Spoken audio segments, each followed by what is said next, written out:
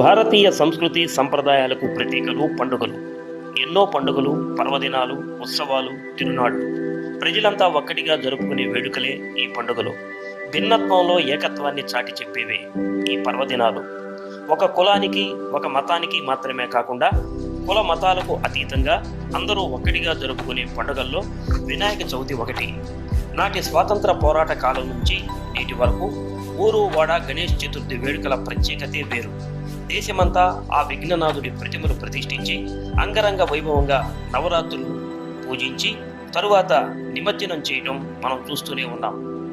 గణేష్ నవరాత్రుల వేడుకలలో మనం పూజించే గణనాథుల తయారీ ముమ్మరంగా సాగుతుంది. పండుగ సమయం దగ్గర పడుతుండటంతో విగ్రహాల తయారీ జోరందుకుంది. వివిధ రకాల ఆకృతుల్లో, రకరకాల వర్ణాల్లో గణేష్ ప్రతిమలను తీర్చిదిద్దుతున్నారు కళాకారులు.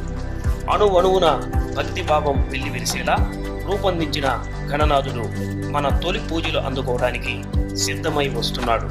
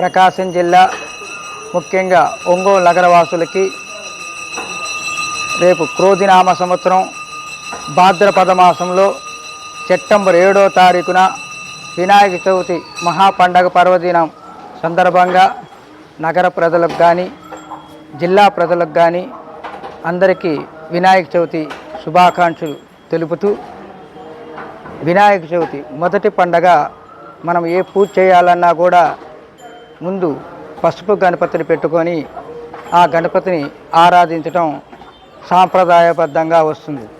అలాగే రేపు వినాయక చవితి కూడా నగరంలో ఉన్న ప్రజలందరూ కూడా పసుపు గణపతిని కానీ అలాగే మట్టి గణపతిని కానీ పెట్టుకొని చక్కగా వారి వారి స్తోమతను బట్టి ఈ గణపతుల్ని ఆరాధన చేసుకోవచ్చు. మనకు చక్కగా అందుబాటులో ఉన్న మట్టి గణపతిని వారి వారి ఆర్థిక సీమితం బట్టి వారు వారి గృహాల్లో కానీ మండపాల్లో కానీ ఈ విధంగా పూజ చేసుకున్నట్లయితే వరసిద్ధి వినాయక స్వామి అనుగ్రహం ఆశీస్సులు అందుతాయి. అలాగే ప్రకృతి నాశనం చేయకుండా ప్రకృతి ఇచ్చినటువంటి ఆ ప్రకృతి వనమూలికలతో మహాగణపతి పూజ చేసినట్లయితే వరసిద్ధి వినాయక స్వామి అనుగ్రహం ఆశీస్సులు అందరికీ అందుతాయి.